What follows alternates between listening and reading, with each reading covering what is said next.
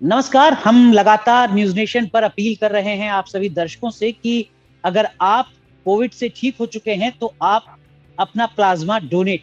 लगातार news nation ये appeal कर रहा है, लेकिन इस अपील का मतलब क्या है? प्लाज्मा डोनेट करना क्यों जरूरी है? क्या वाकई जरूरी है? क्या उससे वाकई किसी की जिंदगी बच सकती है? ये समझाने के लिए हमारे साथ जुड़ चुके हैं बहुत ही खास मेहमान। हमारे साथ है डॉक्टर सौरभ गुप्ता साहब। आप डॉक्टर सौरभ गुप्ता यशोदा अस्पताल गाजियाबाद में लगातार अपनी सेवाएं दे रहे हैं और 10,000 से ज्यादा कोरोना के मरीजों को अब तक ठीक कर चुके हैं। सबसे पहले तो डॉक्टर सौरभ गुप्ता, बहुत बहुत शुक्रिया आपका और बहुत बहुत शुभकामनाएं सर। आप जिस तरीके से लगातार मेहनत कर रहे हैं, आप लोग ही असली हीरो हैं देश। शुक्रिया अनुराग जी, बहुत बहुत धन्यवाद। डॉक्टर सौरभ गुप्ता, हम प्लाज्मा को लेकर बात कर रहे हैं। प्लाज्मा, अगर मुझे कोरोना हुआ है तो मैं क्यों सोचूं कि मुझे प्लाज्मा डोनेट करना चाहिए? बहुत बढ़िया सवाल है। प्लाज्मा है क्या? प्लाज्मा हमारे ब्लड के अंदर जो लिक्विड है उसे हम प्लाज्मा कहते हैं। प्लाज्मा थेरेपी क्या है? बेसिकली जो पेशेंट्स रिकवर कर गए, हम उनके शरीर में वायरस को मारने के लिए एंटीबॉडीज होती है। जब वायरस हम पे अटैक करता है, हमारे शरीर का इम्यून सिस्टम कमजोर हो जाता है।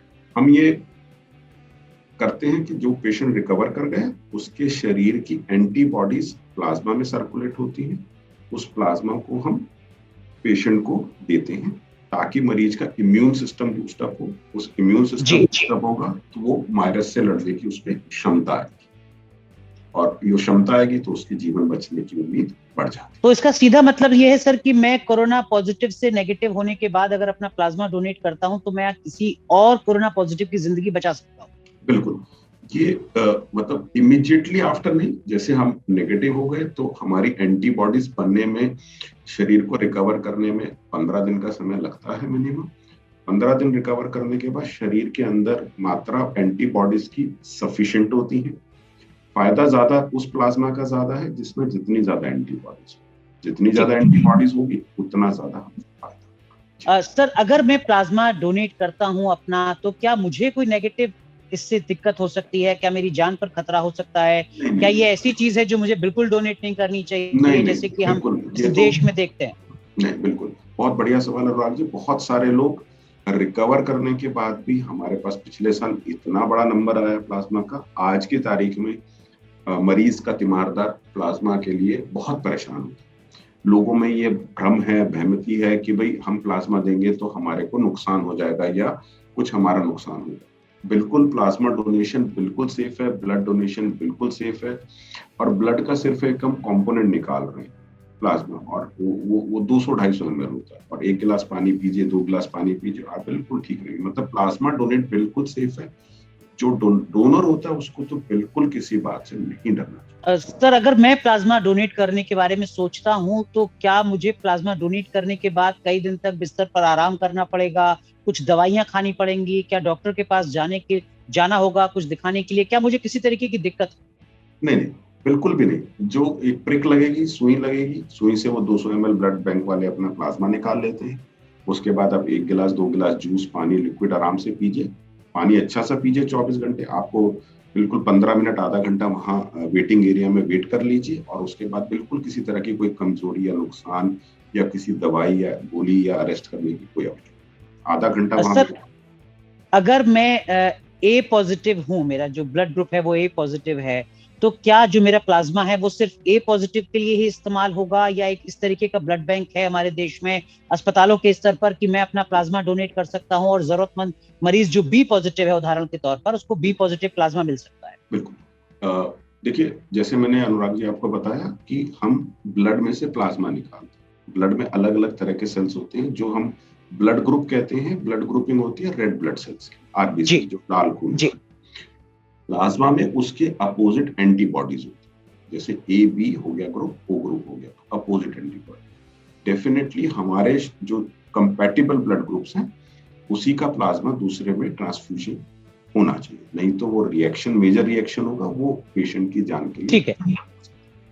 दूसरा आपका सवाल कि क्या हमारे शहरों में और हमारे देश में इस तरह के जैसे ब्लड बैंक्स अवेलेबल हैं, क्या कोरोना के प्लाज्मा बैंक्स अवेलेबल हैं? जी बिल्कुल। हमारे नोएडा में है, जिम्स में है हमारा प्लाज्मा बैंक। दिल्ली में बहुत बढ़िया बसंत कुंज में उन्होंने प्लाज्मा बैंक दिल्ली सरकार ने बनाया हुआ है। जिसमें अगर मान लीजिए तीमारदार का कोई भी आस पड़ोस वाला सेम ब्लड ग्रुप नहीं मिलता तो देखें वो अपना प्लाज्मा दिया और उसके उसमें कंपैटिबल प्लाज्मा वो लोग आराम से ले।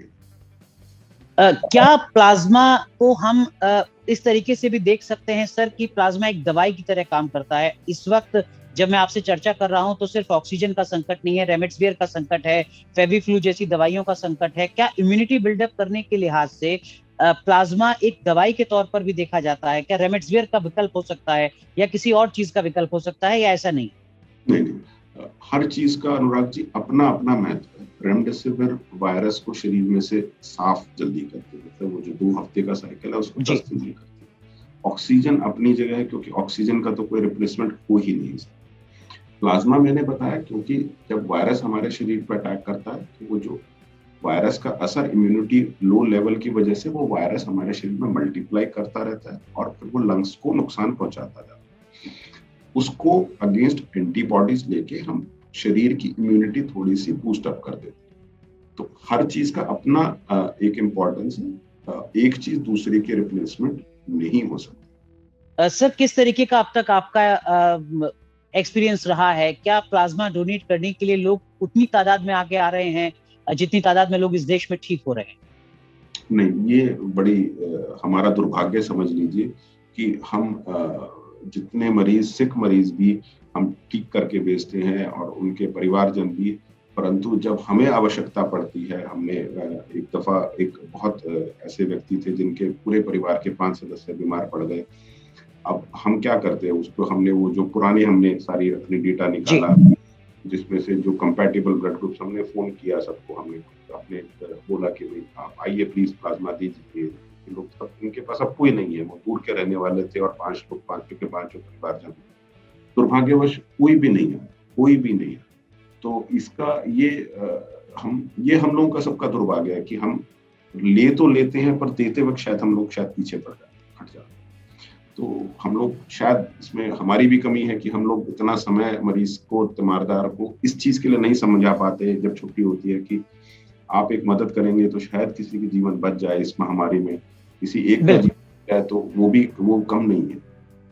बिल्कुल सर, आखिर में सिर्फ यही बात कि अगर मैं प्लाज्मा डोनेट करने के बारे में सोचता हूं तो मुझे मेरी सेहत, मेरी जिंदगी पर कोई किसी तरीके का खतरा नहीं है, मैं डोनेट कर सकता हूं बशर्ते कि मुझे नेगेटिव होने के बाद कम से कम 15 दिन हो चुके हों। ये एक बुनियादी बात याद है जी डॉक्टर सौरभ, यही बात है? बिल्कुल बिल्कुल अनुराग जी, बिल्कुल एग्जैक्टली यही बात है।